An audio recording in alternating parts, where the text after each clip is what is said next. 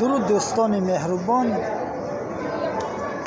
وقتی که عرب تبرستان را اشغال کرد، در اونجا یک قصر عجایبی بود، قصر غرایب و کلانی بود که در اونجا تمام زن و کودک شهر تبرستان در اونجا پناه بردند.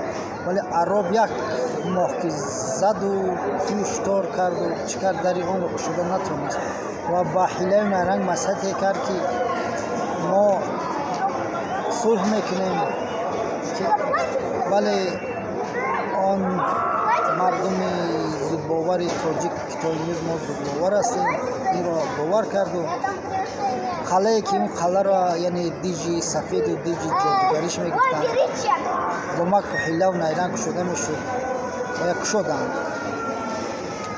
قلعه که یعنی اشغالش خیلی ناممکن بود. وعده دادگی آنها که به هیچ کس آسیبی نرسانند، ولی چون در را شد تمام آنها را دم تیغ گذارد.